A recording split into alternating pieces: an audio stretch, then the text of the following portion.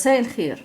النهاردة هنتعلم نعمل محشي الكرنب. في الوصفة دي هنتعلم ازاي نسلق الكرنب ونقطعه وازاي نخزنه محشي جاهز. تعالوا نشوف الطريقة.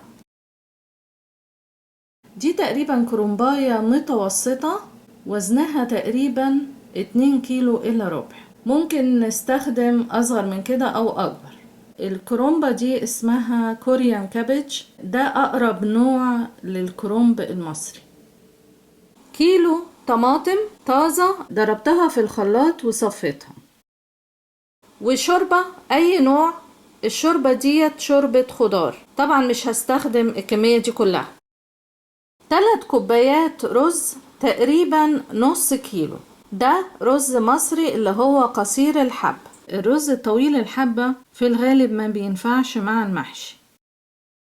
حوالي 2 معلقة كبار زيت اي نوع. 2 معلقة كبار زبدة متقطعين قطع صغيرة كده زي ما احنا شايفين.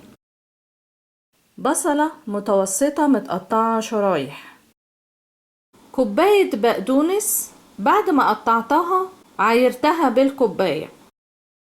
نص كوباية كزبرة خضراء. بصلة كبيرة مبشورة. حوالي 4 فصوص توم مطحونين ناعم. كوباية صلصة طماطم مسبكة. 5-6 ورقات نعناع. 4 فصوص توم متقطعين شرايح. معلقة صغيرة فلفل اسود. معلقة صغيرة كزبرة ناشفة محمصة ومطحونة. نص معلقة صغيرة قرفة. 2 معلقتين صغيرين ملح. قرن فلفل أخضر حار. تعالوا نشوف الطريقة.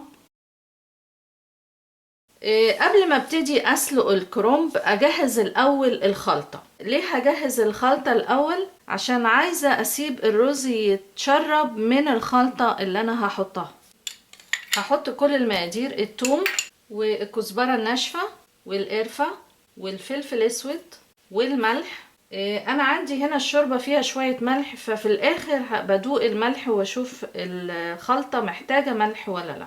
والبقدونس وكزبرة والبصل المبشور كله وصلصة الطماطم المسبكة.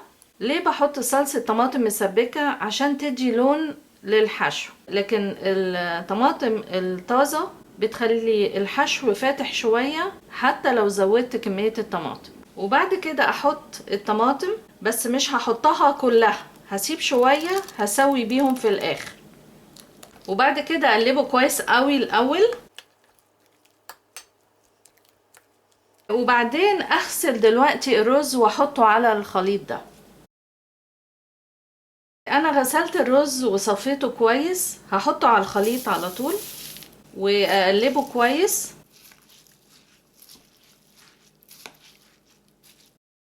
زي ما احنا شايفين الطماطم ومية البصل كتير، مش هينفع احشيه دلوقتي، فانا هسيبه يتشرب الخلطة دي لحد ما اسلق الكرنب واقطعه. احط عليه دلوقتي الزيت تقريبا 2 معلقتين او 3 كبار،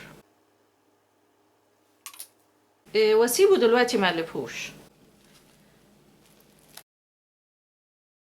هبتدي دلوقتي اسلق الكرنب. قبل ما اسلق الكرنبايه هشيل الساق اللي في النص دي، هقور حواليها كده يعني على مسافة مثلا 2 سنتي وبميل كده يعني على جوه، عشان ما بهدلش الكرنب.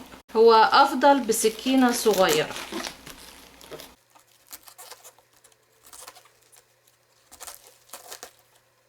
في نفس الوقت لازم اشيل الساق كلها، يعني على قد ما اقدر انزل لتحت بس بحرص. الساق ما بتبقاش نازله ستريت كده، ممكن تكون معوج، فانا احاول اشوف مكانها فين.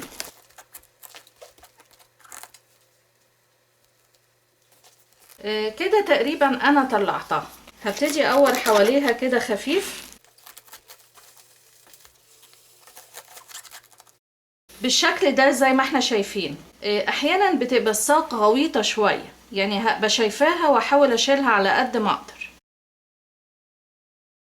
هجيب حلة كبيرة تكفي الكرنباية بحالها، واحط فيها مية بس مملهاش كلها عشان لما احط كرومبايه فيها الميه ما تطلعش بره الحله. هحط لها معلقتين كبار ملح، واكون مجهزه شوكه كبيره ومساكه. هحط على طول الكرومبايه بس اخلي بالي، وبعد كده ابتدي اغطسها جوه كده لحد ما الميه تدخل في النص مكان الساق. ما استناش، اشيل على طول الورق اللي بيبتدي يفصل من الكرومبايه، واكون مجهزه مصفى احط فيها على طول. الطريقه دي بتسهل ان الورق يطلع على طول من غير ما يتبهدل مني. لما اجي اطلع ورقه الاقيها لسه متماسكه استنى عليها سنه كده. لو انا ما قورتش مكان الساق كويس الورق ده مش هيطلع بسهوله. لو انا ما عنديش حله كبيره قوي ممكن اطلع كام ورقه في الاول بايدي وبعد كده احطها في الحله. كده تقريبا خلاص. هسيب شويه دول بقى ابتدي اسلق الورق نفسه لان هو كله زي ما احنا شايفين فصل اهو. استنى الاول لما الميه تغلي. بالنسبه للكرنب ما بيحتاجش وقت كتير في السلق، مجرد ما الميه غليت هشيله على طول. في نفس الوقت الاخضر شويه ممكن يحتاج سوى اكتر عشان ما يتهريش مننا، ناخد بالنا. زي ما احنا شايفين الميه غليت والكرنب زي ما احنا شايفين استوى. اعرف ازاي انه استوى؟ هو لازم يبقى متماسك كده، لونه بس اتغير. اشيله على طول واحطه في المصفى. كل ما اعمل شويه احطهم تحت ميه ساقعه، لان لو حطيت فوقيه الباقي ممكن يهري ده. بعد كده احط الاخضر.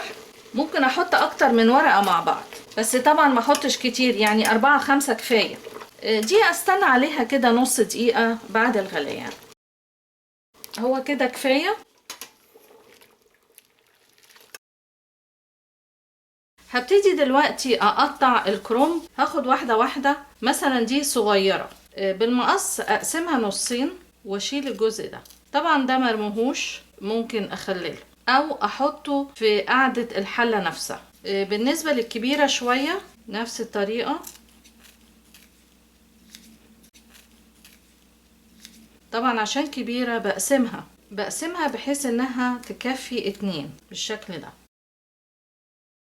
انا قطعت الكمية كلها. هبتدي دلوقتي احشي. قبل ما احشي هجهز الحلل اللي انا هستخدمها.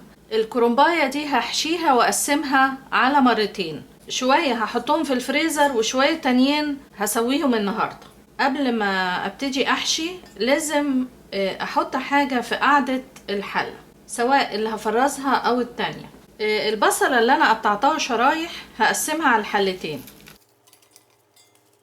واحط كام واحدة زبدة. ممكن طبعا بدل الزبدة زيت، وواحدتين 3 فلفل شطة. طبعا ده اوبشن، يعني ممكن ما احطهوش. وورقتين نعناع مثلا، وشرايح توم مش كتير لان ما بين الطبقات انا هحط، وحوالي مغرفة صغيرة الطماطم المتصفية. وكل محشي طبقة احط نفس اللي انا حطيته ده ما عدا البصل. بعد كده ابتدي احشي. كل اللي هعمله هقلبه بس عشان الزيت، وفي نفس الوقت اشوف الملح، وما ننساش ان الشوربة ممكن تكون فيها ملح.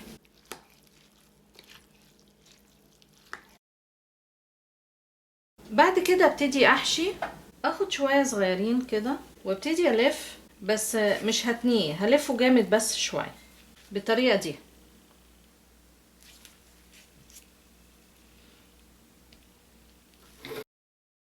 وبعد كده احطه في الحلة.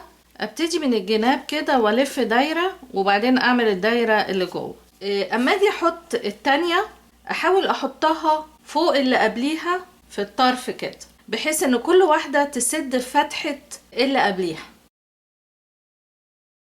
كده انا خلصت اول طبقة. هحط برضو زبدة ونعناع وتوم، ورقتين بس نعناع لان احنا لو كترنا في النعناع ممكن يمرر، وشوية من عصير الطماطم، ومنساش واحدتين فلفل. انا دلوقتي حشيت المحشي كله الحلتين. هسوي دي النهاردة. دول عملتهم 3 طبقات. هحط عليهم من فوق بس عصير الطماطم مغرفة صغيرة وشوربة. ما احطش كتير لحد ما يغطي بس المحشي. بعد كده هجيب طبق واحطه من فوق كده، واغطيه واسيبه لحد ما يغلي على نار عالية. اول ما يغلي كويس ابتدي اهدي النار واشيل الطبق ده. المحشي زي ما احنا شايفين غلي. ههدي النار خالص دلوقتي واحط شبكة.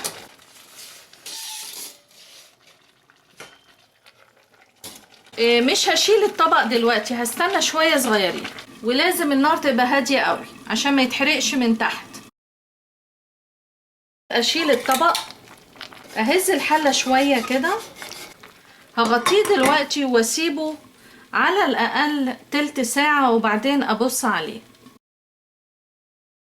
عدى تقريبا نص ساعة، هو قرب يستوي، فاضله على الاقل ربع ساعة كمان. دلوقتي انا هحط الزبدة عشان تديله لمعة شوية، وممكن بدل الزبدة نحط سمنة او زيت.